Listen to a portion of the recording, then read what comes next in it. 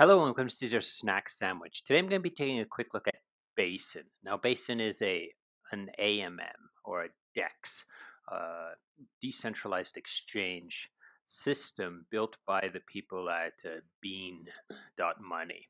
Now I do have lots of videos on Bean.money. If you want to know more about Bean, you can check out my channel. I've got a whole bunch there, so you can check them out. It's pretty cool stuff, okay? Now this thing is a complementary system for that. However, it is a decentralized exchange where anyone can add and remove liquidity to different liquidity pools, and you can swap tokens inside here.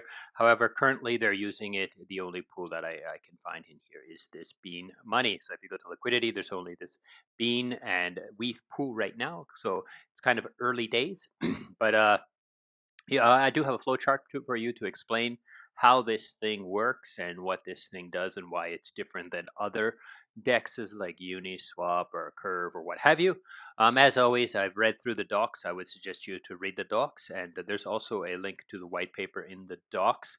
And the white paper is very accessible. It's an easy read. It's not very difficult for you to try to absorb what they are, what they've built here, and what are the ideas and how does it work. So as always, I would suggest you to read those, but if you don't want to and you just want to watch my video, you can do so, and I will swing over to the flowchart and explain that there. If you would like to support the channel, I would suggest you to check out the Secret Sandwich.xyz. It's the Secret Sandwich NFT project. You can come here, you can mint an NFT, or you can come and check out your NFTs. Okay, so here we are on the flowchart. We have Dollar Bill. He has some beans and he has some ETH, and he wants to provide liquidity so other people can buy and sell those beans. Okay, so he comes to BASIN, and that's where he's going to create the liquidity pool. So how BASIN works is it's very modular. There's many different contracts are deployed for different purposes instead of one contract that contains all of the information, all of the functions that are needed in order to make a swap, and all of the features and so forth. Now, the reason for this modularity is that sometimes a liquidity pool doesn't need all of the features that these different contracts can implement or can provide to users. So the first thing he's going to do is he's going to tell this thing, they call it the aquifer. It's like a factory that creates these things they're calling wells. So the wells are what the liquidity pools are, basically where the tokens go and where you swap in and out of. So it's the contract that holds the tokens, so to speak. So in his case, he wants to provide liquidity to the Bean ETH well. So if he's the first person to do this, he's going to talk to BASIN, and BASIN's going to deploy this well contract, which can hold these tokens, right? Now it doesn't have to be 2 tokens; it can be 3 tokens, 4 tokens.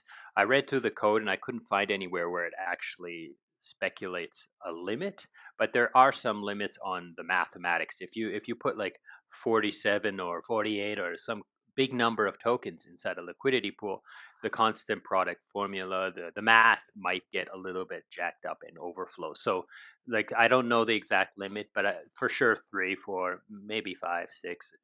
I don't know the exact limit, but it doesn't say in the docs either or anywhere. It just kind of explains that if you get too many, then you might get some overflow. So in this case, it's just 2 tokens, right?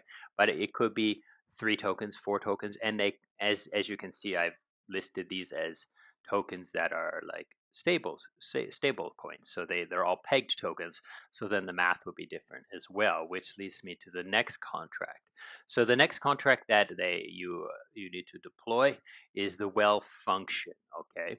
So if you're using like 2 variable assets that are not pegged to each other, then you're going to use constant product, right? Which, so as you know, if you don't know what constant product is, just kind of dig a little bit deeper. But anyways, so the math would change on the pools based on like the types of tokens. In this case, it's stable swap. So you would deploy a different well-functioned contract for stable swaps, right? So this kind of takes care of this thing kind of takes care of the math inside the pool. So the swap logic and also like the LP token. Like when you provide liquidity, you get an LP token back, and you can use that LP token as a receipt token that you provided liquidity, and it has price per values and stuff like this, right? Now, the third, sorry, contract that uh, will be will be deployed is an implementation, a well implementation. They're calling it implementation. Well implementation contract. And this inside here will have like specific perimeters for that specific pool, because maybe this pool is special in some ways, or this well is different than other wells. Like maybe you want to give it a swap fee. Like if you go to the current BASIN pool, this ETH bean pool, there's no swap fee. It's free to swap. And I'll explain later why that's the case, right? So the swap fee, or so like the A parameter is like the A ratio for the curve, because like on curve, it's like a straight line, and then it curves off on the ends, right? And that A ratio or that A parameter kind of distinguishes how long that straight line is on the stable swap pool. If so, basically, what the A parameter is like all these tokens are considered equal until one's like ratio gets so low or so high that it then becomes more or less valuable than the other ones. So it might need some specific parameter that needs to be held in order for this swap logic to function, so that it's kind of put into this implementation. And this implementation is where there is some composability or changeability to these contracts. Okay. Moving on, and the last thing that you can have it uh, deploy is what they're calling a pump, right?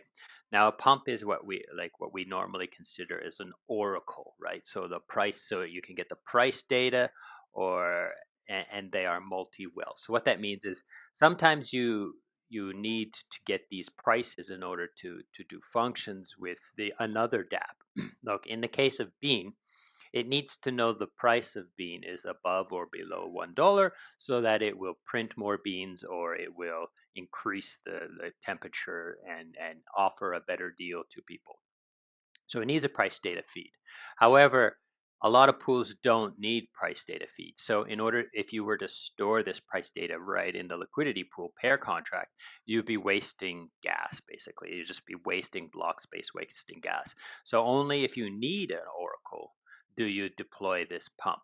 And now this pump can also look at many different wells. So there might be a pool over here that's bean, like this pool here, like bean, LUSD, my stablecoin. So all of these decentralized stablecoins, maybe there's a pool for that, and it also will pull the price from there. So this pump will then look at all of the pools that feed it a price for this, like bean and all these other tokens and so forth. Okay. Now, so now that this is all set up, Dollar Bill can add his liquidity, get his share token, and Boosted Bill can come along and swap for ETH to Bean, Bean to ETH, and swap through this pool and so forth. Okay, just like any other normal sized DEX. Now, what is the point of all this? Okay, now, one of the things that Bean did, I'm going to bring over the Bean website here. And one of the things they have is a feature of beans, right? So this wallet here doesn't have any beans, but if you go to one of the pools, right, and you can go to convert. So sometimes, like if you had tokens inside this bean, so if you just had a whole bunch of beans gaining this 270% APY, and it was above peg, significantly above peg, then you could convert them to an LP and sell some of those beans for the right side token. So you could convert it. But this conversion, when it goes through Curve or Uniswap, it it gets hit with some fees, right? So now that they've made this new liquidity pool, if you come back to this one, you can see that there are no trading fees on this Bean ETH pool, right? So because there are no trading fees on this Bean ETH pool, then you can convert easily to this pool without having to pay any fees. So anytime it's above peg, they can convert and get some ETH in and Bean ETH, and then when it goes below peg, you can convert back and in essence use this ETH to buy a whole bunch of beans and send it back above peg. So you can arb the peg with this convert function, and now you can do it with 0 trading fees, and it's so that it's able to be done more consistently and more easily with no you don't need the trading fee. Doesn't It can be tighter inside the peg. Okay, people can do this more tightly and inside the peg, and even the bots can do it, and it's just a bit, right? So that's kind of the purpose of this. But the idea here is that like they're able to reduce the cost of gas for people who don't need specific features for their liquidity pool. They just need a simple liquidity pool to swap with, constant product. They don't care about a swap fee or any kind of A parameter. They don't care about having an oracle. Then they can simply just deploy a well with constant product as the math, and then it's good to go, right? So that's pretty much it for today. I hope this has been interesting and useful. And as always, go to their Discord, join the Bean Discord, ask more questions, find out more about how this thing works and how you can use it and so forth. And read the docs and all that kind of stuff. Okay. Thank you so much for watching, and goodbye.